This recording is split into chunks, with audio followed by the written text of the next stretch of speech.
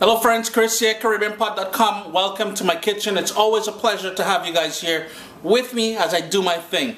Today we're organizing and we've got some beef stewing down in there, Caribbean style, you know. Stewed beef with coconut dumplings, one of those recipes that's been requested time and time again, so I thought I'd hook you guys up. I do apologize for the scruffy look. I haven't had time to shave or, clean up yourself and thing a little bit. My brother is always giving me fret for this, boss. Too bad for you. Moving on. Stewed beef, coconut dumplings. Here we go. First thing we've got to do is to season this beef to allow it to marinate for a couple hours at least in the fridge. And I have here 2 pounds of beef. Try to get a cheap cut because we're going to be braising this. No sense spending money on an expensive cut of beef. Here it's known as stewing beef, and all it is, it's about 1-inch pieces that I cubed it up in, 2 pounds of that. All the ingredients will be listed down in the description of this video. First up, 3/4 teaspoon of salt. Later on you can adjust that if you want. I've got here 2 cloves of garlic that I chopped up finely, 1 medium onion chopped up finely, scallion chopped up, 1 small tomato that like a medium-sized tomato that I chopped up. I'm gonna give him some fresh ground black pepper.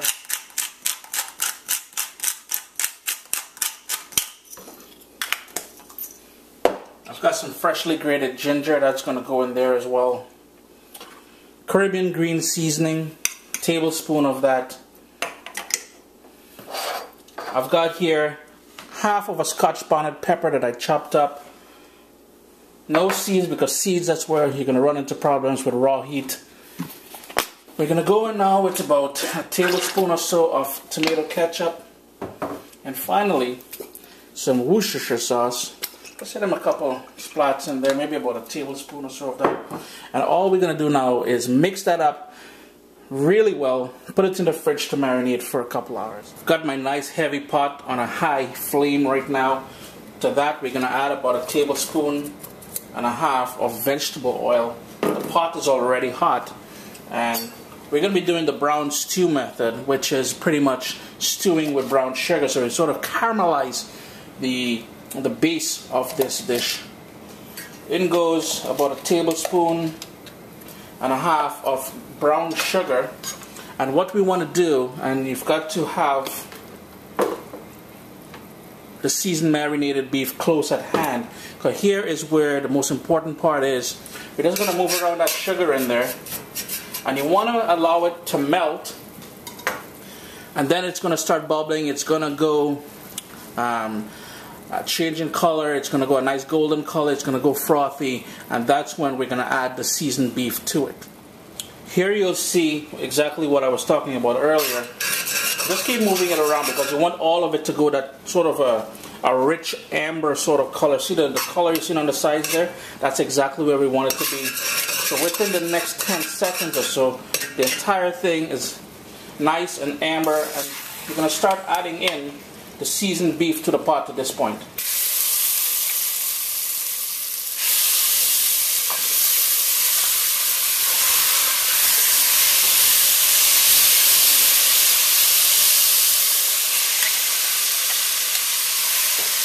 Remember to stir it to pick up all that rich color from the bottom of the pot. You can already smell that lovely flavors from the ginger, especially, is really heightened at this point. Give that a quick stir. Reduce your heat to medium-low. Pardon my arm there, but put the lid on there and let that go for about 7 minutes. It's going to release its own juices.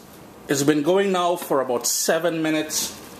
You can see all that natural juices which were released. And look at that rich color that we got from there. All we got to do now is turn up the heat, because we want to burn off all this liquid here to really intensify the flavors and to give the beef a rich color.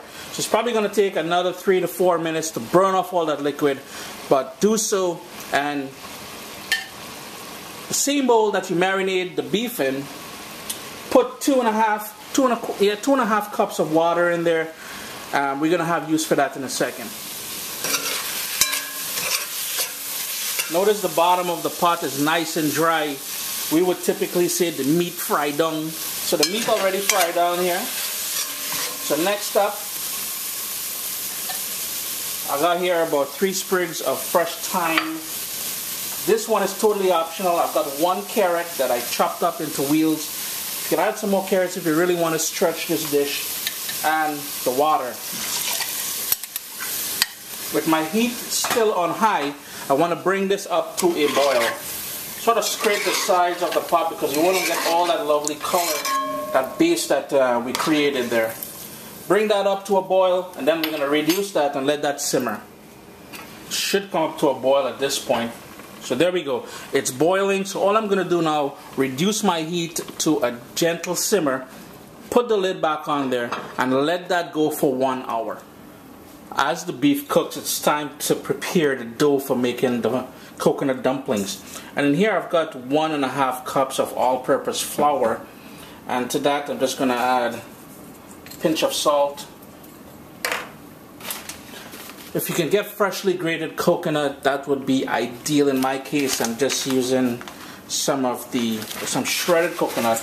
I'm going to put about 1/4 cup of shredded coconut in there. And we're going to be using coconut milk to moisten this dough. So I have here about 1/2 cup of coconut milk, but we won't be using all of it.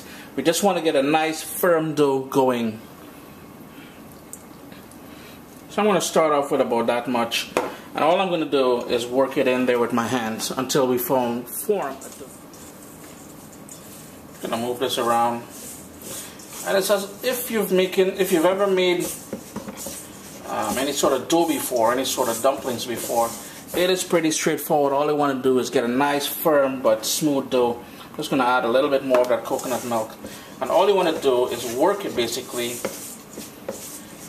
until you have that dough ball formed. So there we go. It took me about 3 minutes. We've got that dough ball there. I'm just going to cover that with some plastic wrap and let that sit for about 10 minutes or so. My mom would say for the flour to soak. Well, let the flour soak or rest. It's been going now for about an hour. I added some more liquid, so I added another 3/4 cups of water in there. Because what I'm going to do is cook the dumplings directly in there. A nice quick stir to show you guys what I got going here. So all we're going to do now is prepare the dumplings and put them in here to cook. The dough has been resting for the past 15 minutes or so. So what I'm going to do is sort of dust this board here, bring the dough out, and pretty much all you're doing at this point is you're going to break it up into pieces about this size, and all you're going to do is roll them until you have like spinners. These are called spinners dumplings. Again, you pinch off a piece, maybe about a tablespoon or so, roll it between your fingers, and then all you would do is add them to the pot. Got a nice bubble going on in there. So all we're going to do is put those dumplings directly into the gravy here.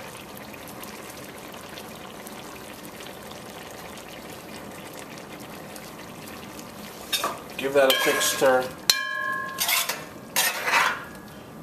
Typically I would cook these dumplings separate, but I'm trying to make this, I would boil them separate in boiling water for about 5 to 10 minutes and then add them to here. But I don't want to dirty another pot. This is a lazy man something today.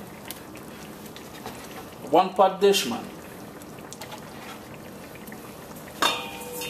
Give that a stir. And you want to make sure that these dumplings are covered with water, with the gravy in the pot, the liquid in the pot here. Put the lid back on there, bring that up to a boil, and let that simmer for about 7 minutes. This is totally optional, but I found some frozen sweet peas in the freezer. So I'm just going to add it in there just to give this a little bit more body and some color.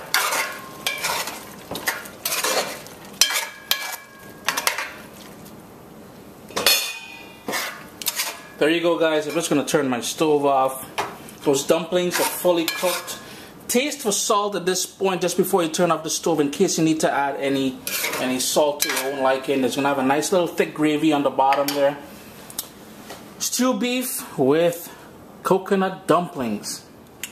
So there we go, guys. It's all done. I'm about to serve myself up a plate.